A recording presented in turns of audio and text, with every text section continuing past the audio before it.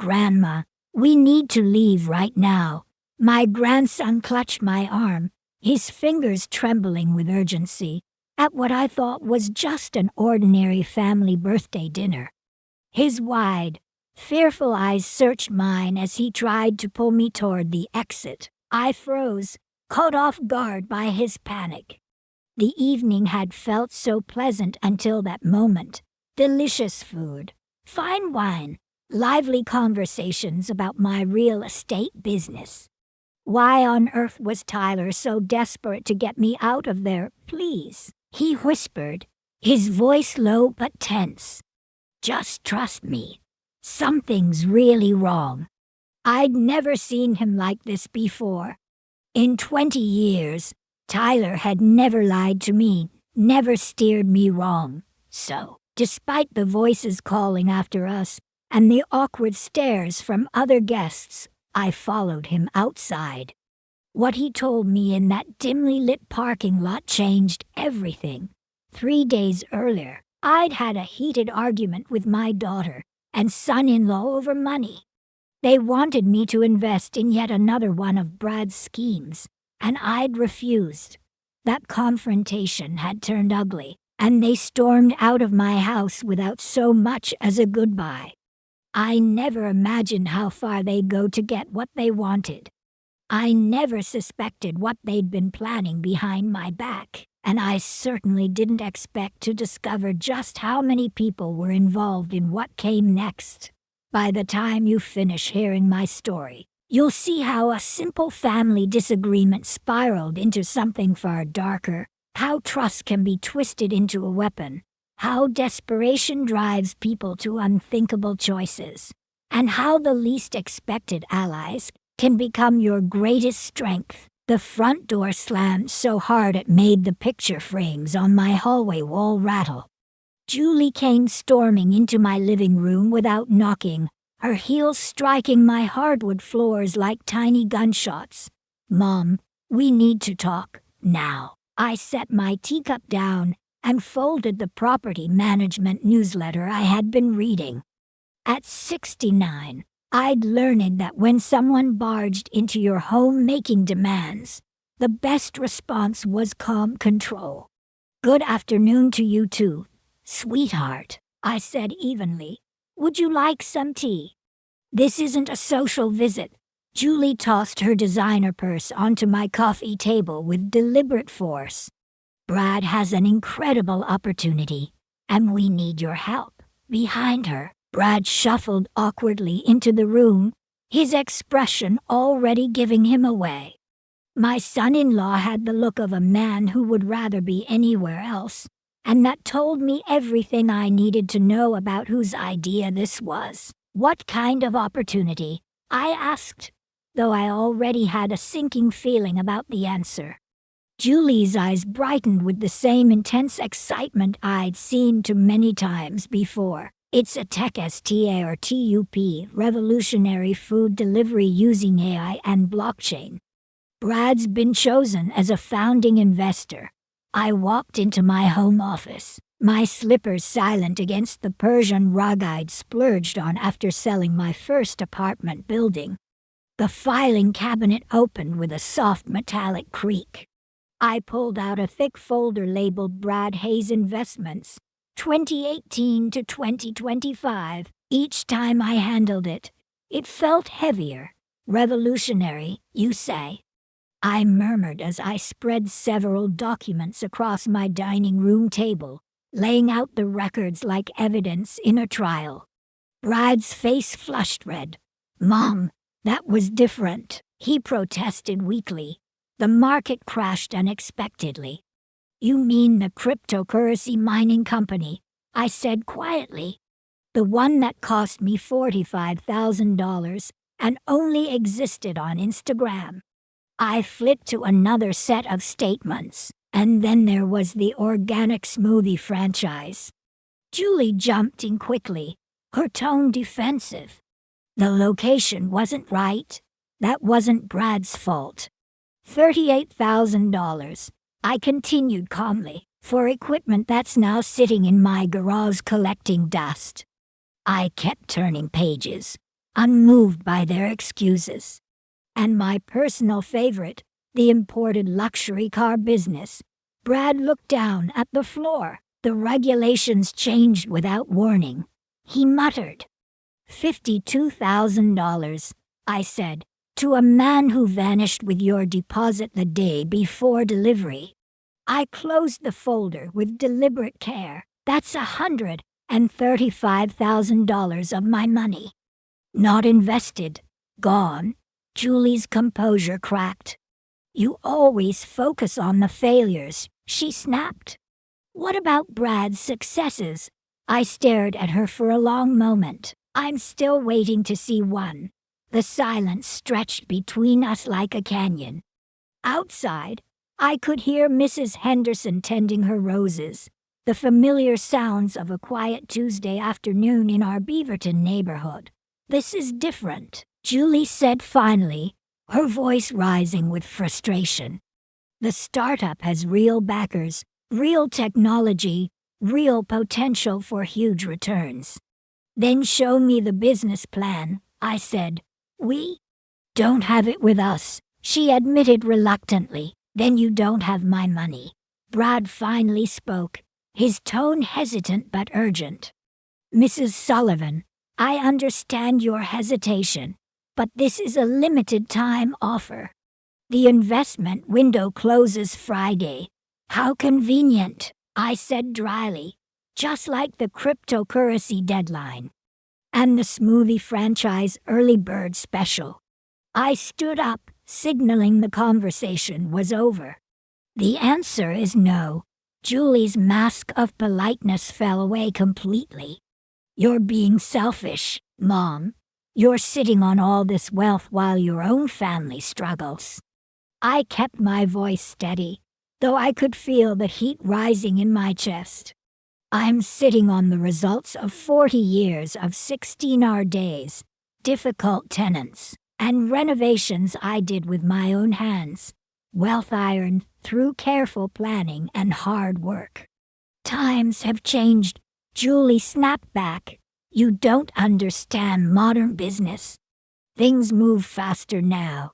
Scams have always moved fast, dear, I said softly. That's how they work. Bride gently touched her arm. Julie, we should go. But she wasn't finished. Fine, she spat. When Brad makes millions from this, don't come asking for your share.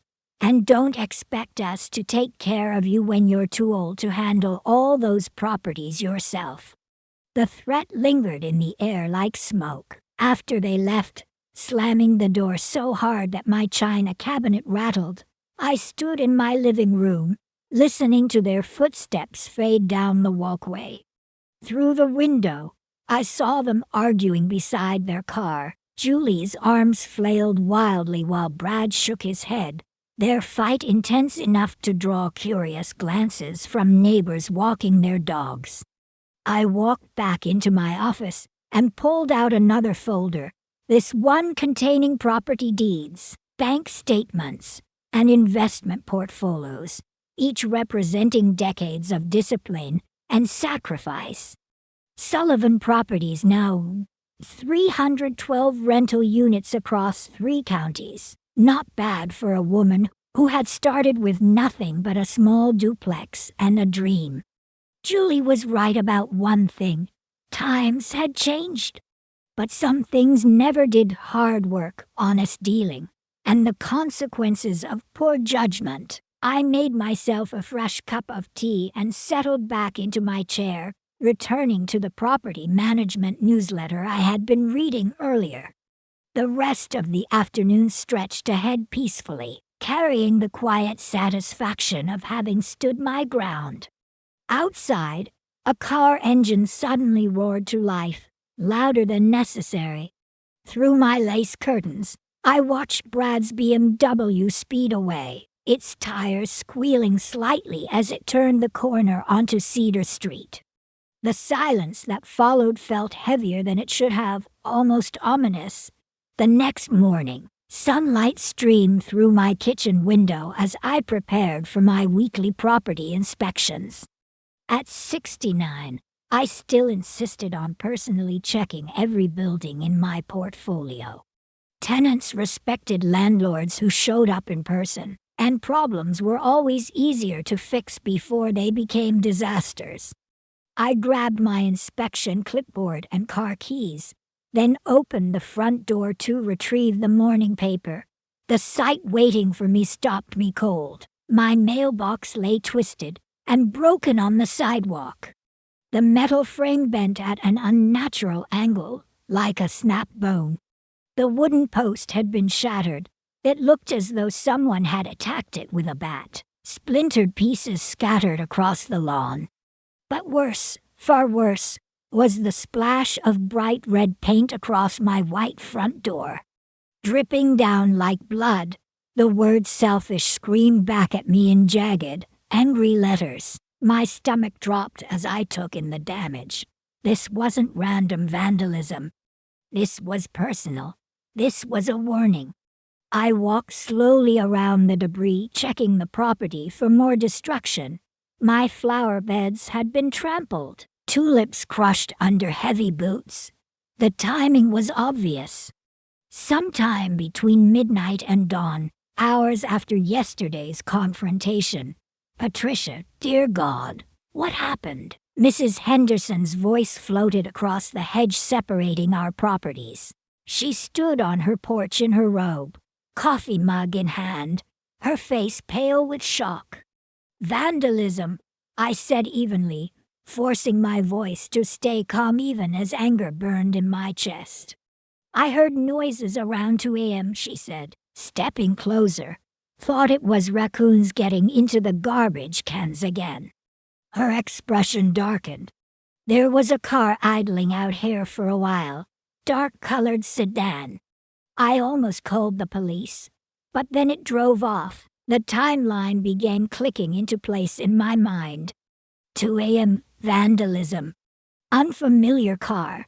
Fresh confrontation. Personal message. Someone had come prepared, spray paint, a bat, and the intent to make a statement. Did you see who was driving? I asked. Mrs. Henderson shook her head. Too dark. And I wasn't wearing my distance glasses. But the engine sounded expensive, not like one of those little economy cars. Brad drove a dark blue BMW at night. It could easily look black. I didn't say it out loud, but my suspicion deepened. I stepped inside and immediately called the non-emergency police line. Incidents like this needed to be documented, especially when you had an idea who might be responsible. I'll be a witness if you need one, Mrs. Henderson offered firmly. This is a safe neighborhood, Patricia. We look out for each other. Within an hour, a young officer arrived, her uniform crisp and her tone professional. She took detailed photos, recorded notes, and inspected every inch of damage. It looks targeted, she said, glancing at the paint on my door. Have you had any recent disputes with neighbors, contractors, or family? I hesitated. Accusing Julie and Brad without proof could backfire badly. But the pattern was impossible to ignore. I had an argument yesterday with my daughter and son-in-law about money, I admitted finally. The officer's expression shifted, softening with quiet understanding. She'd probably seen this before. We'll file a report and request additional patrols in the area, she said. Do you have security cameras? No, I replied, but I'm thinking about installing some. After she left, I stood in my driveway, staring at the wreckage. The mailbox could be replaced. The paint could be scrubbed away, but the violation went deeper than property damage. This was my sanctuary, the place where I had rebuilt my life after my husband died. Someone had invaded it. Someone had wanted me to feel unsafe. My phone buzzed with a new text message. It was from Julie. Hi Mom. Hope you slept well. I've been thinking about our conversation yesterday. Maybe we were all too emotional. Could we talk again? The casual tone, the feigned concern. Not a single word about the vandalism. Either she was completely oblivious, or she was playing the role of someone who was. I didn't reply. Instead, I called Mike, the maintenance supervisor I used for emergencies. Mike, it's Patty Sullivan. I need a cleanup crew, a new mailbox installed today, and 3 quotes for security camera systems. Everything okay, Mrs. Sullivan? Just some unexpected property damage. Nothing I can't handle. By late afternoon, the paint was gone, and a new mailbox stood proudly where the broken one had been. I scheduled the camera installation for Thursday. The message, though, was clear.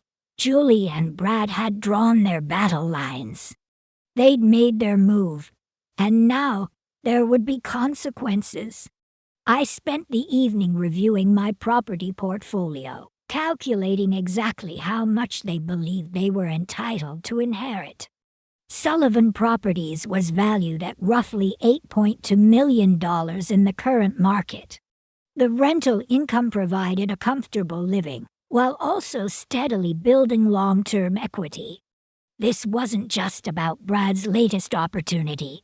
This was about control.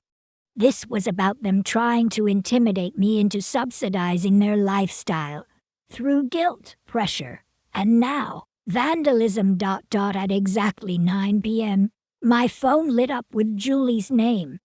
I hesitated for a moment before answering. "Hi, Mom," she said softly. "I heard from Mrs. Peterson that there was some vandalism in your neighborhood last night. Are you okay?" I froze. Mrs. Peterson lived 4 houses down. There was no way she could have seen my door or the destroyed mailbox from her front window. Someone had told Julie about the damage. Or she already knew. "I'm fine, dear," I said carefully.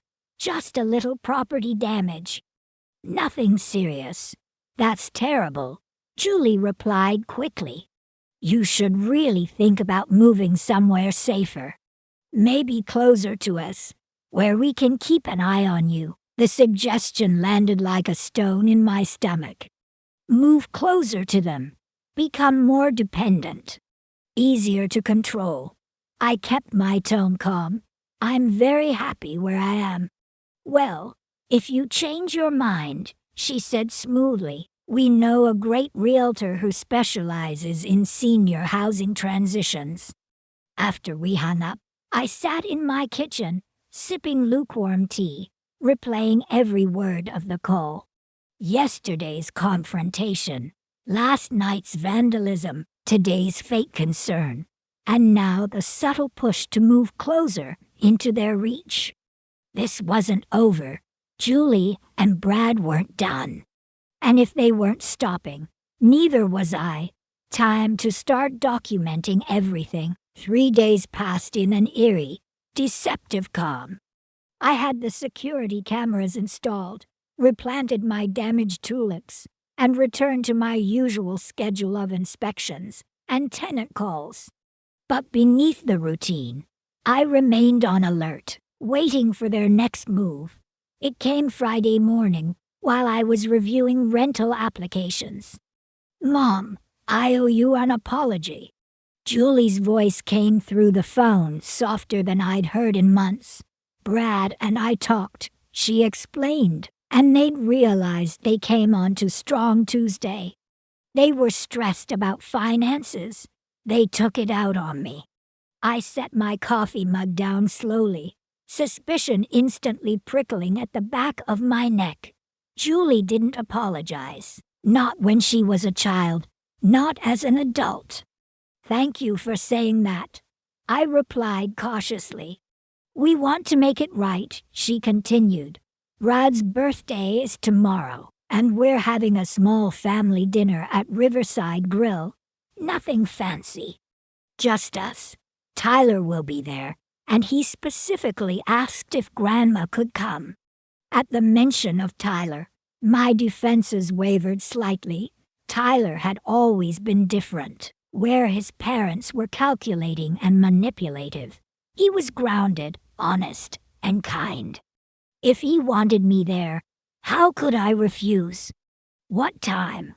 I asked. 7 o'clock. And Mom, please don't bring a gift. Your presence is the only gift we want. I hung up and sat in silence for a long moment. The timing bothered me. 3 days after the confrontation, 1 day after the cameras were installed, suddenly they wanted reconciliation. But Tyler's involvement complicated everything. At 20, he was the one bright spot in an increasingly strained family, a business major at Portland State. He had real interest in learning about property management and valued hard work. For him, I decided to go, but carefully. Riverside Grill was a public restaurant, not their home. Not somewhere they controlled the environment. Other diners would be present. What could possibly happen in such a setting? Saturday evening, I dressed deliberately. A conservative navy dress, comfortable shoes. A small purse holding only my phone, credit cards, and keys. I left my checkbook and any important documents at home. If they were planning another pitch, I wasn't giving them leverage. The taxi dropped me off at Riverside Grill right at 7. Through the wide restaurant windows, I could see Julie and Brad seated at a corner table, along with several people I didn't recognize. It didn't look like the small family dinner I'd been promised. Tyler spotted me first as I stepped inside. At 20, he'd inherited my height and his grandfather's steady composure. When he smiled, it reached his eyes, genuine, untainted by his parents' manipulations. Grandma Patty, he hugged me tightly, and I felt some of my tension melt away. I'm so glad you came. I wouldn't miss your dad's birthday, sweetheart. How are finals? Brutal, but manageable. I was hoping we could talk later about property valuations. I have some questions for you. Julie appeared then, dressed in an expensive cocktail dress I'd never seen before. Mom, you look wonderful, she said brightly. Come meet everyone. The table had been set for 10 people. Not the intimate dinner Julie described. Brad's work colleagues filled several seats, along with neighbors I barely recognized.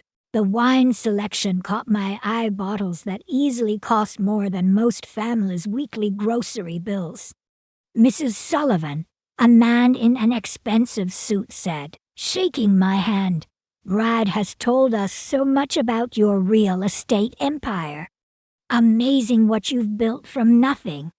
The compliment sounded warm, but there was something in his tone that made me pause. How did Brad's colleagues know intimate details about my business background? As dinner unfolded, the conversation kept circling back to real estate. Market trends, investment strategies, retirement planning. It felt rehearsed, as though someone had prepared them with talking points. One woman leaned in, smiling politely. Tyler tells us you built your portfolio without loans, always paying cash. That's so rare these days. Really admirable. I glanced at Tyler. He kept his eyes on his plate, shoulders tense, refusing to join the conversation. Something about his silence unsettled me. The wine kept flowing. My glass seemed to refill itself even when I wasn't paying attention. I only sipped occasionally, but Julie and Brad kept proposing toasts to family, to second chances, to success. By the third course, I felt unusually relaxed, despite my initial wariness.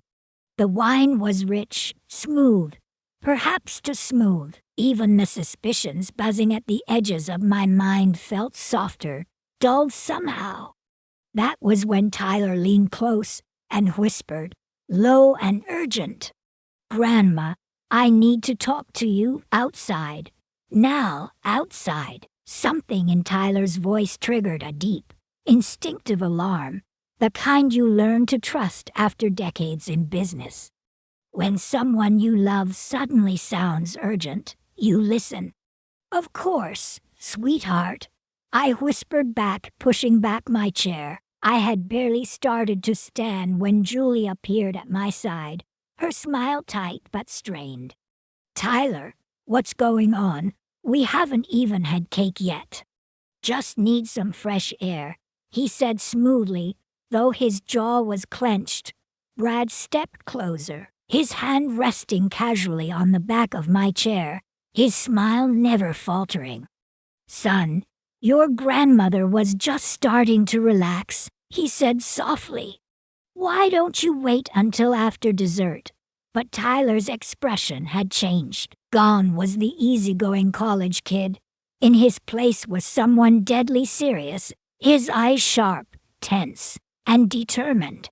"Grandma," he said firmly, "we need to go, now." There was something in his voice, a mix of urgency and fear, that sobered me instantly. In 20 years, I had never seen Tyler look like this. Confused, yes. Frustrated with his parents, often.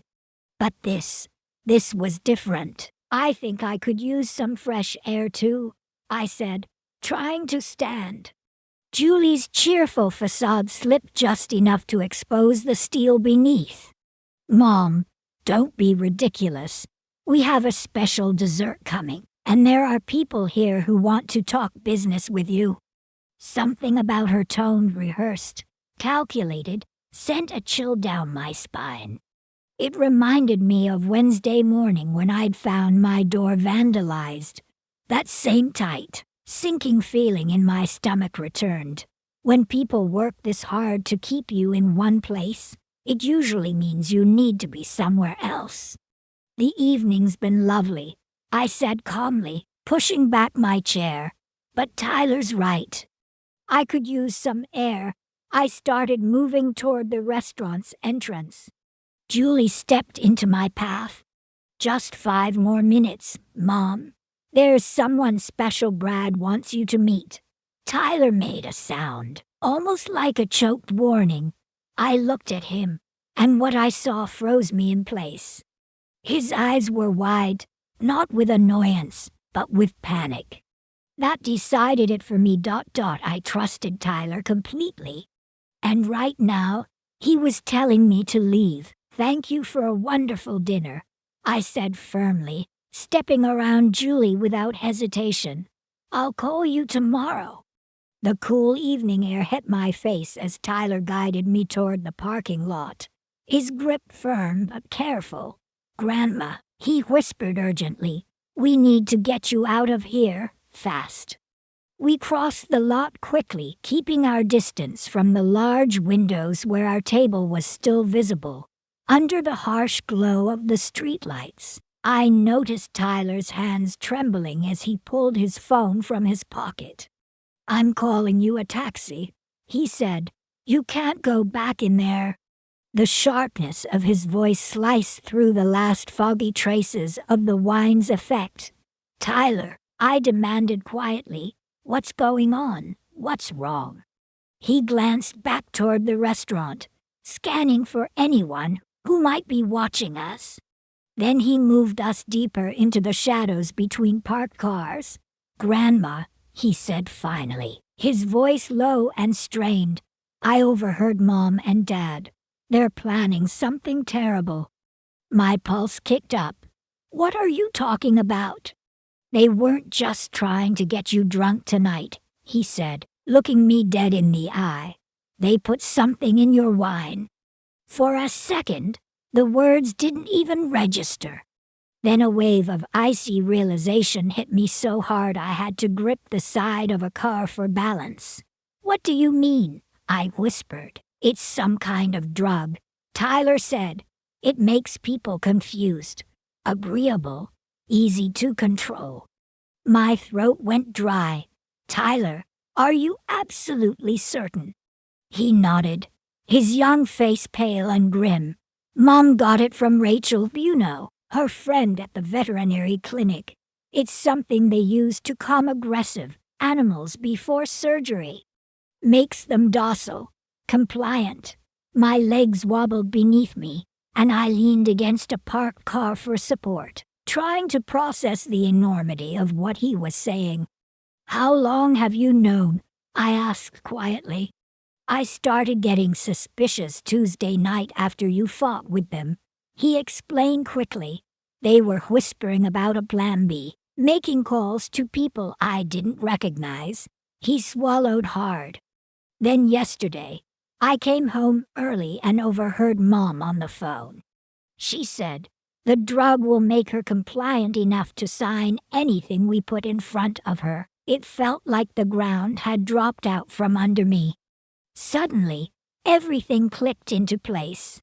The bigger-than-promised gathering, the endless wine refills, the rehearsed, calculated conversations about my business. This wasn't about reconciliation. This was a setup. Tyler, I asked slowly, forcing my voice to stay steady. Where were they planning to take me? He hesitated, his jaw tightening. There's a private dining room upstairs. Dad reserved it for after dinner. He told everyone you wanted to discuss business opportunities there in a quieter setting. His voice cracked as he continued. Grandma, there are lawyers up there, real lawyers, real documents. A cold, creeping dread spread through me. They weren't just trying to trick me into investing. They were trying to steal everything. What kind of documents? I asked, even though I already feared the answer. Transfer papers, Tyler said flatly. They want you to sign over controlling interest in Sullivan Properties to Dad, with Mom as the backup trustee. The lawyers have been working on this all week. I felt physically ill, not just from whatever they had slipped into my drink, but from the sheer scale of their betrayal. My own daughter, my son-in-law, they had plotted, together, to take everything I'd built. How much of the wine did I drink? I asked urgently. Tyler's eyes darted to my glass in his memory. Too much, he admitted. Your speech was starting to slur when I got you out. My head spun as nausea rose. The idea of sitting upstairs in front of a table full of witnesses, willingly signing away my life's work, made me shiver. Just then, a taxi pulled into the lot, headlights sweeping across the asphalt. Tyler waved it over frantically. Grandma, he whispered, gripping my hand tightly. You need to go straight home. Call the police. Get a blood test tonight, while the drug is still in your system. As I climbed into the back seat, Tyler leaned down by the window. I'm sorry I couldn't warn you sooner, he said, his voice breaking. I didn't know they'd actually go through with it until I saw Dad putting something in your glass. I cupped his hand gently. You saved me, sweetheart. You saved everything I've worked for. Through the taxi's rear window, I watched Tyler slowly walk back toward the restaurant. His shoulders were heavy, burdened with the weight of what he'd just done. He was walking back into a family that would never forgive him for protecting me. The taxi driver glanced at me in the rearview mirror, concern etched across his face. You okay, ma'am? You look pale. I steadied my voice as best I could. Legacy Emmanuel Hospital. Emergency room, please. As the cab pulled away from Riverside Grill, the city lights blurred outside my window. My hands shook as I pulled out my phone and dialed 911. I reported what Tyler had told me, that my daughter and son-in-law had drugged me and that I needed immediate medical testing. The dispatcher's voice was calm, efficient, and firm. An officer will meet you at the hospital. MAM. Do not return to the restaurant. Go straight to the. By the time we reached Legacy Emmanuel, the effects of the drug were stronger. My thoughts felt foggy around the edges, and even walking required concentrated effort. But my memory, sharp as ever, allowed me to give the police every critical detail while it was still fresh. A nurse drew my blood almost immediately, assuring me the toxicology test would be rushed. Within an hour, the doctor returned, his expression serious. "Mrs. Sullivan, we found a sepromazine in your system," he said gently. "It's a veterinary sedative, usually used on large animals. In the amount you ingested, you'd be confused and highly compliant for several hours." I sat there numb, gripping the hospital blanket. My own daughter had tried to drug me into signing my life's work away. The investigating officer, a steady, composed woman named Detective Parker, joined us in the small consultation room. "Mrs. Sullivan," she said firmly, "what happened tonight appears to be attempted financial fraud at minimum. Depending on their intentions, it could also qualify as attempted kidnapping." The words made the room feel colder. Detective Parker continued, "We'll coordinate with the district attorney's office. Do you have anyone you trust who can stay with you tonight?" I thought of Tyler, the only person in my family who had protected me when it mattered. "I'll call my grandson," I said softly. They took my statement in detail. I told them everything about the wine, the gathering, the private dining room upstairs, and the lawyers waiting with documents. Tyler had already texted me from the restaurant, confirming the rest. The lawyers were still upstairs. The documents were real. Julie and Brad had been ready to stage the entire thing.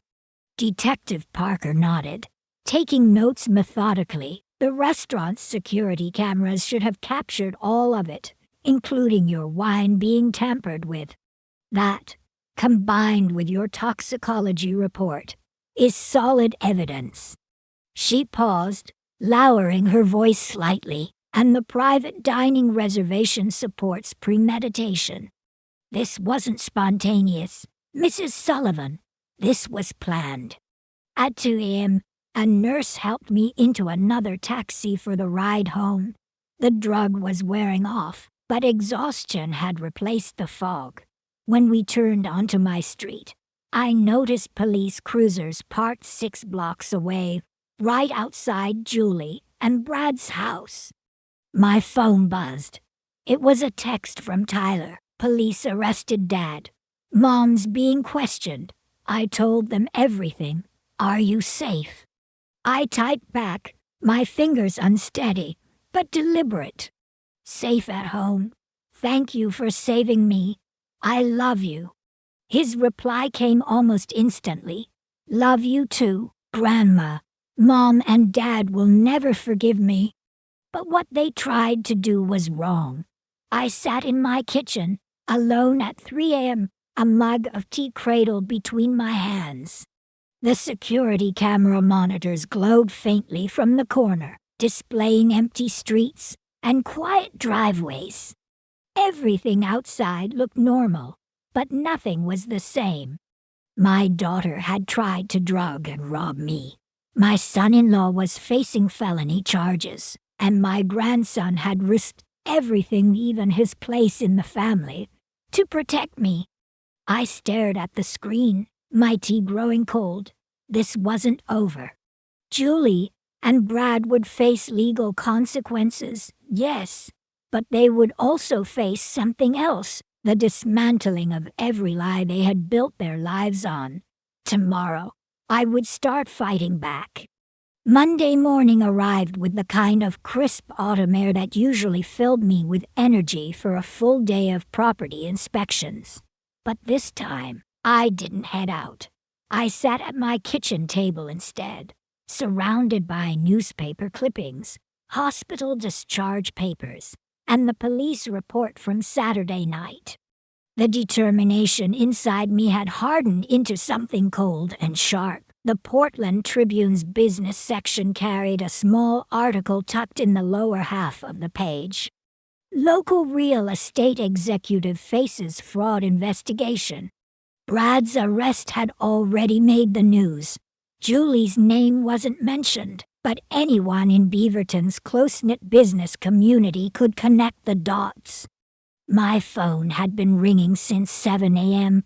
Fellow property owners, longtime tenants, business associates, all calling to express concern, offer support, or simply ask what had happened.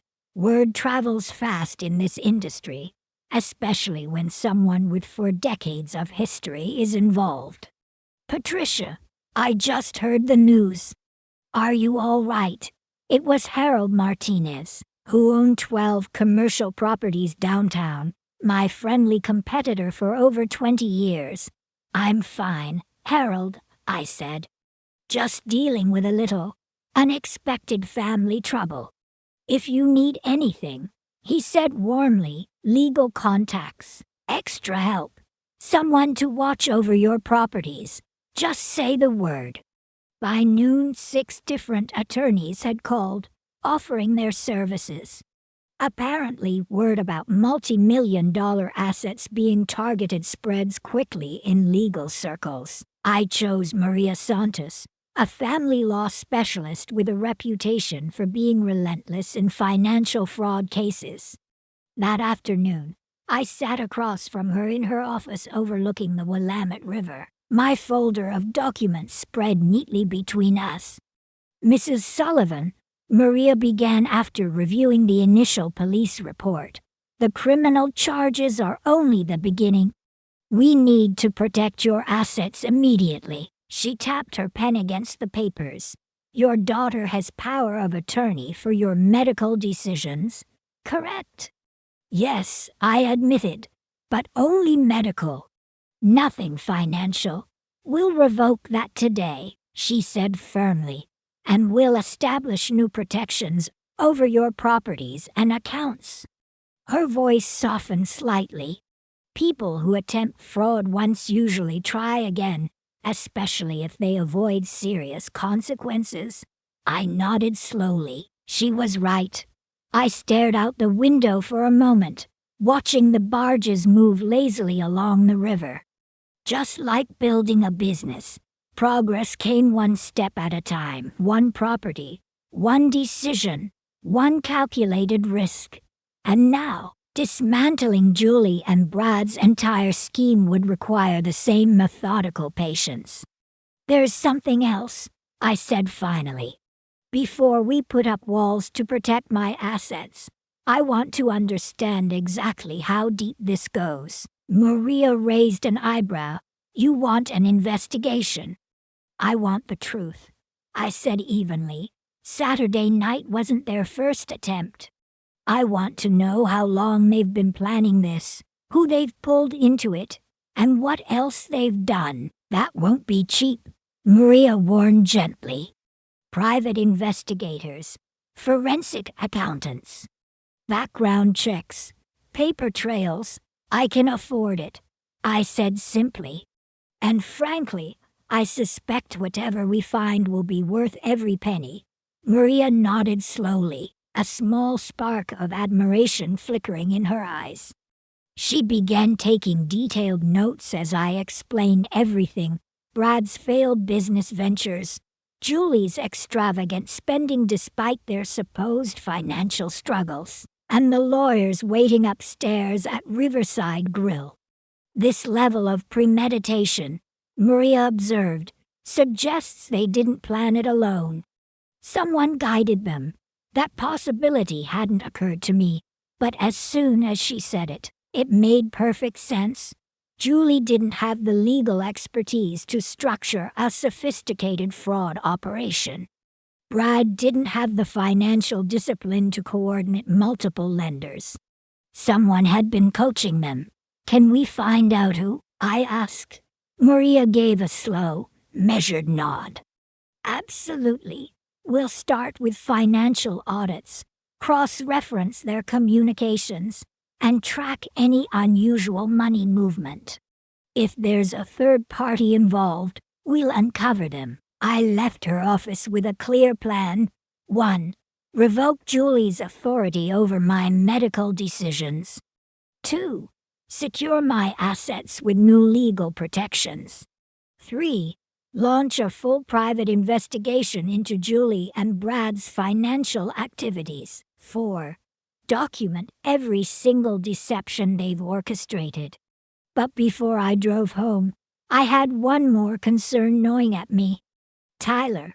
He hadn't returned my calls since Saturday night. I headed straight to Portland State University and found him in the student union, hunched over his textbooks.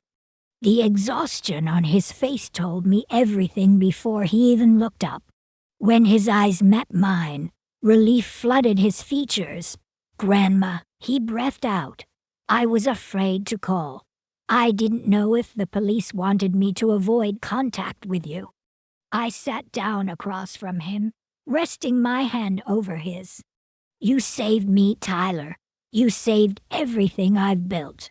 His throat tightened, and when he spoke, his voice cracked. "But I destroyed my family in the process," he whispered. "Mom won't talk to me. Dad's in jail. It's all because I opened my mouth." I waited until he finally met my gaze. "No, sweetheart," I said firmly. "You didn't destroy this family. They did." Tyler hesitated, his voice low and uncertain, as though he wasn't sure whether he should even say the words aloud. "Mom says you're overreacting," he whispered finally. "She told me Dad was just trying to get your opinion on some business stuff. That you misunderstood." I clenched my jaw, forcing myself to stay composed. Julie was already trying to gaslight her own son, rewriting the truth, making him doubt what he saw and heard with his own ears. I leaned in closer, my voice calm but steady. "Tyler, I had a blood test Saturday night. The hospital found a sepramazine in my system. That's a veterinary sedative, one used on large animals. There's no misunderstanding about being poisoned." His shoulders sagged as the reality sank in. Relief flickered in his expression, relief that he wasn't crazy, that what he'd overheard was real. But behind it, sadness lingered. The kind of sadness you feel when someone you love shows you exactly who they are. "What happens now?" he asked softly. "Now," I said firmly, "we make sure this never happens again. Not to me, not to anyone else they've targeted." I explained how Maria, my attorney, had already begun securing my assets and launching a private investigation into their financial activities. Tyler listened quietly, his jaw tight, nodding slowly. Then he looked around the student union, lowering his voice even further. "There's more," he said cautiously, "stuff I didn't tell the police. Because I wasn't sure it mattered." My chest tightened. "Tell me everything." For the next hour, he told me what he'd been keeping inside. Details that painted a picture so much darker than I'd imagined. Julie had been quietly skimming money from her employer's elderly clients, forging investment statements to hide missing funds. Brad, meanwhile, had been running multiple schemes, using my reputation to secure loans he never intended to repay. But the most disturbing part wasn't what they'd already done. It was what they were planning next. "Grandma," Tyler whispered, his voice shaking slightly, "if Saturday night had worked, if you'd signed those papers, they were going to start moving everything over. Slowly, quietly." I frowned, leaning in. "Moving what?" "Your assets," he said flatly. "Their plan was to gain full control of Sullivan Properties. And then, eventually have you declared incompetent." My breath caught in my throat. "They wanted legal guardianship," I said, My voice barely audible. Tyler nodded grimly. They've been talking about it for months. They think if they can control your business and prove you can't manage on your own, they'll end up with everything. I sat in stunned silence, my hand gripping the edge of the table until my knuckles turned white. By the time I drove home that evening, my sadness had hardened into something else entirely. Strategic fury. This wasn't desperation. This wasn't carelessness. This was calculated exploitation. Julie and Brad had declared war. And I was done waiting for the next attack. That night I pulled out my laptop and began creating folders. One for every person they'd defrauded. One for every fraudulent loan Brad had taken. One for every client Julie had stolen from. I wasn't going to rely on the legal system alone. I was going to expose them. By Wednesday morning, I was sitting in my study, surrounded by 3 bankers' boxes full of evidence. Maria's investigator had worked quickly, and the preliminary report was devastating. Julie had been systematically stealing from Pinnacle Financial's elderly clients for over 18 months, manipulating their statements, transferring funds without authorization, forging documents. The total missing, nearly $400,000. Brad's trail was equally damning. He had secured loans from 6 different lenders, using my business reputation as collateral, without my knowledge or consent. The total fraudulent debt, $280,000. But what made my stomach churn most was the network behind them. Rachel Morrison, Julie's friend at the veterinary clinic, had provided the acepromazine. James Fletcher, a lawyer, had drafted the property transfer documents. Kevin Walsh, a financial planner, had structured the asset seizure plan. This wasn't to people making bad choices. This was organized. This was criminal. The evidence is overwhelming. Maria told me during our morning meeting. The district attorney wants to expand the case and include racketeering charges. They're treating this like organized financial exploitation. What about the accomplices? I asked sharply. Rachel is cooperating. Maria explained. She's agreed to testify in exchange for reduced charges. Fletcher is fighting, but his license is in serious jeopardy. Kevin Walsh, well, he's hiding behind his firm's lawyers for now. I stared at the financial records spread across Maria's table. What about the victims? I asked softly. The clients Julie stole from, the lenders Brad defrauded. Do they even know? Maria shook her head. Not yet. Julie's been maintaining the illusion that their investments are performing. Brad's making minimum payments on the fraudulent loans to keep the banks from noticing. An idea began forming in my mind, cold, deliberate, and precise. What happens? I asked quietly. If the victims find out? Maria looked up sharply, her expression shifting. They'd panic. Julie's clients would demand audits immediately.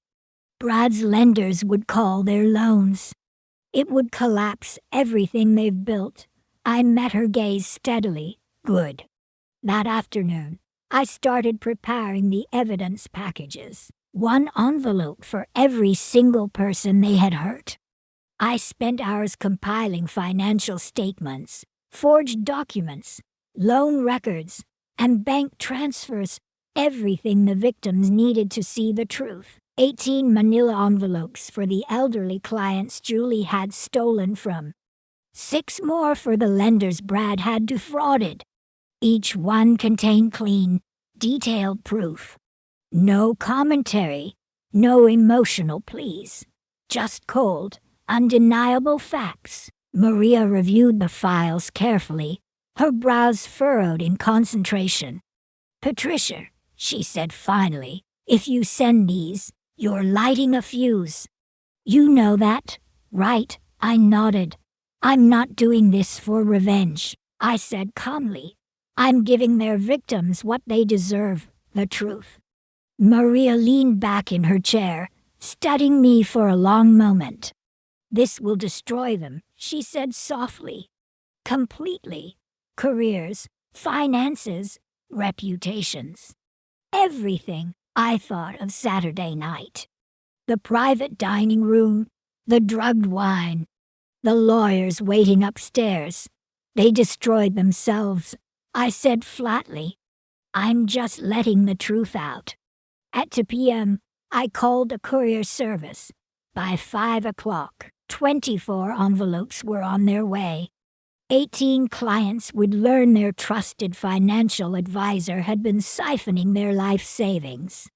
6 banks would discover their loan guarantees were fraudulent. By evening, Julie and Brad's fragile little empire would begin to collapse under its own lies. At 6:30 p.m., my phone rang. Unknown number. Mrs. Sullivan, a trembling voice said on the other end. This is Margaret Chen, from Pinnacle Financial. Margaret was one of Julie's elderly clients, a retired teacher who had invested her life savings through Julie. I received something in the mail today. SHE stammered. Bank records. Transfers I never authorized. $30,000 missing. Is this real? Yes, Margaret, I said gently. It's real. She inhaled sharply. I called Pinnacle's management immediately. They've launched an emergency audit of every account Julie handled. Other clients are calling too. Her voice broke. How could she do this to us? I closed my eyes, steadying my own voice, because she thought no one would ever find out. The calls kept coming all night. One client after another, one lender after another. Each story more furious, more betrayed than the last. By 9 p.m., Tyler called, his voice shaky and breathless. Grandma, something's happening. Mom came home crying. She said she's been suspended from work pending investigation. Dad's pacing, calling lawyers about loan fraud charges. Did you? He asked hesitantly. I gave the victims the truth. I said simply. What they choose to do with it is up to them. He was silent for a moment. Mom's talking about bankruptcy, he said finally. Dad says they might have to sell the house. They're blaming you, he whispered, for destroying their lives. I closed my eyes, exhaling slowly. They destroyed their own lives, Tyler, I said gently. I just stopped them from destroying mine. Reporters started calling that same night. Lawyers, too. My phone buzzed so constantly, I had to silence it. Through my window, I could see Mrs. Henderson tending her garden under the porch light, pretending not to notice the police cars parked at the end of the street. The neighborhood knew, everyone knew, and it was only the beginning. The next morning, Pinnacle Financial terminated Julie's employment and filed a formal complaint with the Oregon Division of Financial Regulation. Her license was suspended pending investigation. Brad's 6 lenders demanded immediate repayment of the fraudulent loans, over $280,000 due in full. Their house of cards was crumbling faster than even I anticipated. I sat on my porch that morning, sipping coffee, watching the sunlight spill across my lawn. For the first time in weeks, I felt something close to peace. This wasn't revenge. This was accountability. And accountability was overdue. 2 weeks later, I sat at my kitchen table, the morning paper spread open in front of me. For the first time in years, I felt lighter. The headline across the Portland Tribune read, Local financial advisor sentenced to 5 years for elder fraud. Julie had pled guilty to 18 counts of securities fraud. Brad received 3 years for loan fraud and conspiracy. Together, they faced restitution orders totaling nearly $700,000, money they didn't have and would likely never repay. The fallout didn't stop there. Rachel Morrison, the veterinary technician who supplied the sedative, lost her license permanently. James Fletcher, the attorney who drafted the fraudulent transfer papers, was disbarred.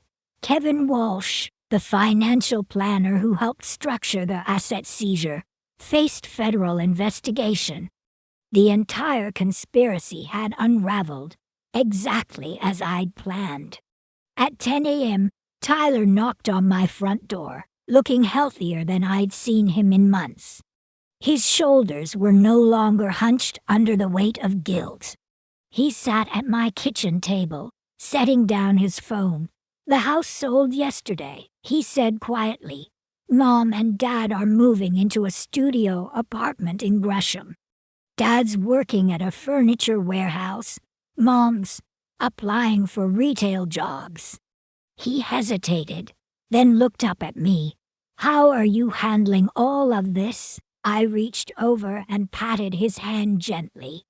"Honestly, I'm relieved," I admitted. Living with their lies was exhausting. Now, everything's out in the open. Tyler nodded slowly. "Yeah," he said softly. "It's better this way." He hesitated before reaching into his backpack and pulling out a small sealed envelope. "Mom asked me to give you this," he said, placing it gently on the table. I unfolded the letter inside, Julie's handwriting shaky and uneven. "I'm sorry for what we tried to do to you. You were right about everything. Please take care of Tyler." No excuses, no justifications, just a mother's quiet acknowledgement of her failure. "She knows she's lost the right to ask you for anything," Tyler said softly.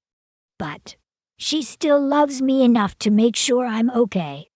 I nodded, my chest tightening.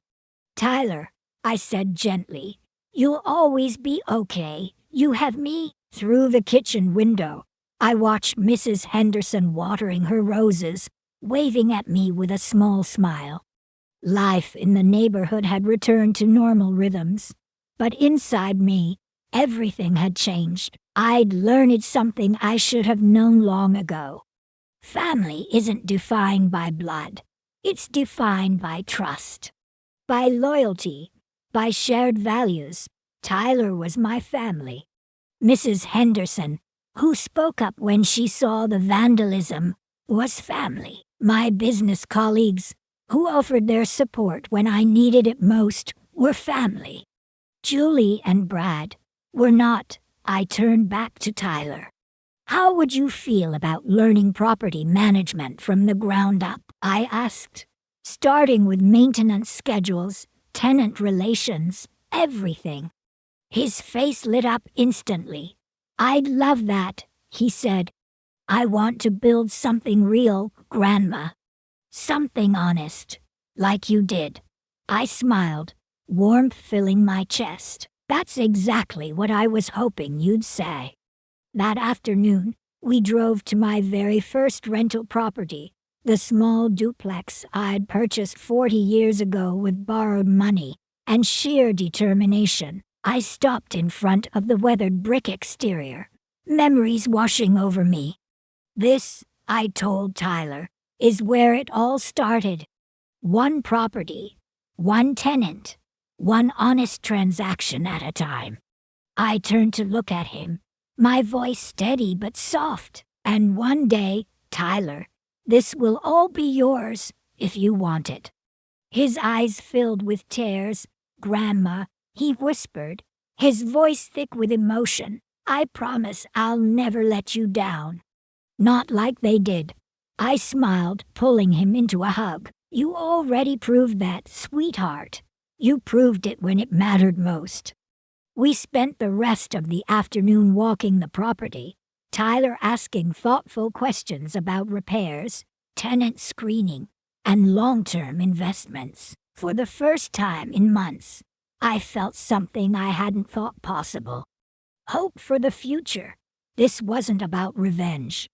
It was about accountability, about protecting the people who deserve protection, about showing Tyler and myself that integrity matters more than easy money. Julie and Brad were facing the consequences of their choices. Their victims were recovering their stolen funds. The conspiracy had been exposed, dismantled, and buried, and Tyler had chosen integrity over blind loyalty. That evening, Tyler and I sat on my front porch, sketching out his training schedule and planning strategies for growing Sullivan properties. Mrs. Henderson waved from her garden. A few colleagues called to discuss new partnership opportunities. Life was moving forward again, this time, built on truth instead of lies, on honesty instead of manipulation. Sometimes, the greatest act of love is refusing to enable destructive behavior. Sometimes, real loyalty means letting people face the consequences of their own choices. Julie and Brad chose deception. I chose truth. Tyler chose integrity. As the sun dipped behind the cedar trees, casting a warm glow over Beaverton, I finally understood. Justice isn't loud. Justice isn't revenge. Justice is quiet, steady, healing. And as I sat there beside my grandson, I realized something else. This isn't just the end of a story. This is the beginning of our legacy. Sullivan Properties would continue honest, strong, and in capable hands. Tyler's hands. And for the first time in a very long time, I felt at peace.